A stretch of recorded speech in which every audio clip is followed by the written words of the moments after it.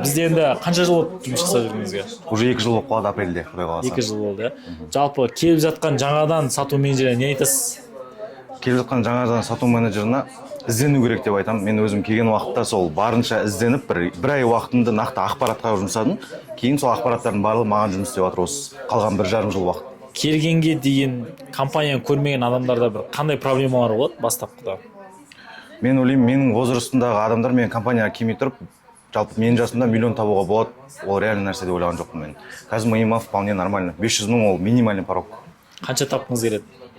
1,200,000, 1,300,000. Осы уақытқа дейін қанша таптыңыз? 1,100,000. Рекордыңыз осы болып тұр, иә? Бір күндегі таза пайдаңыз қанша болды? 97 мың теңге болды. Сату менеджерлері білу керек, меңгеру керек қасиеттер қандай деп айтатын едіңіз? Менің ойымша клиенттің психологиясы, арадағы бір-біріміздің коннектті түсіну, сосын самый важный нәрсе ол боль. Енді өзіңе бұл жерде пик жоқша, пик кете береді, талау бересің ше. Өзіңіз пигіңіз қанша болды? Өзім пигім күнде 100 мың болды. Күнде 100 мың теңге таза пайда таптыңыз, Иә, таза пайда. Бір айда ең көп тапқан зарплатаңыз? Бір айда 978 мың. Не үшін BN Holding компаниясына кіру керек? Өйткені мол табыс табасың.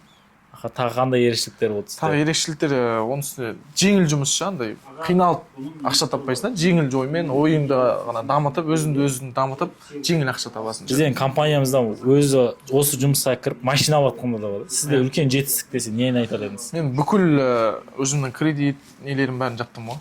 Қарыздарым бәрін полностью жаптым. Қанша таптыңыз Айсана ханым осы уақытқа дейін? Көп па? Бір айда қанша таптыңыз? 870 мың. 13 күнде қанша таптыңыз?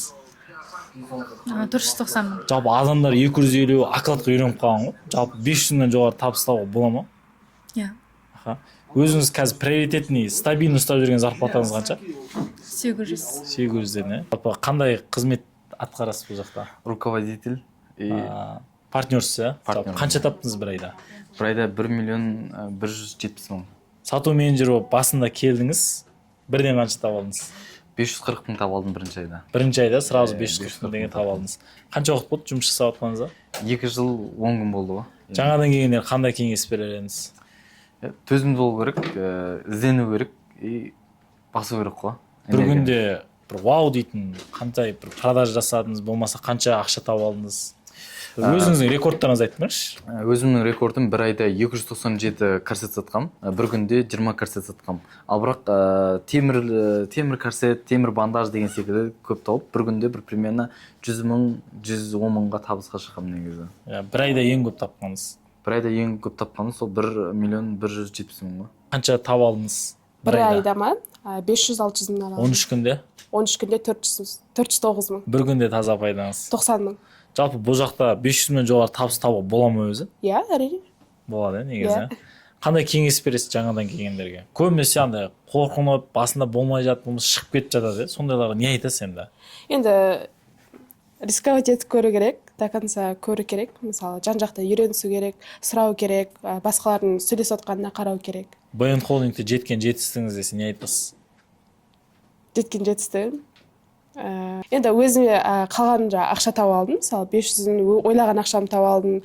Мысалы, біраздан бері мысалы телефон өзгертіп алмадым, оны өзгертіп алдым. Мысалы, одан кейін дейтін көп жерлерді қыдыра алдым. Біздің компанияңыз басқа компания ерекшелігі қандай негізі? Басқа компаниялар ерекшелігі енді көп қой. Көп жағдайларда мысалы бізде лид бөліп беріп жатса басқа компания, ал бізде өзімізге түсіп жатады. Және де тимбилдинг, атмосфера бәрі жақсы ғой негізі. И оның үстіне бәрі бір өзіңмен жастыларда үлкен немесе кішкентайлар жоқ та, бәрі бір жастағылар болған соң атмосфера да күшті болады.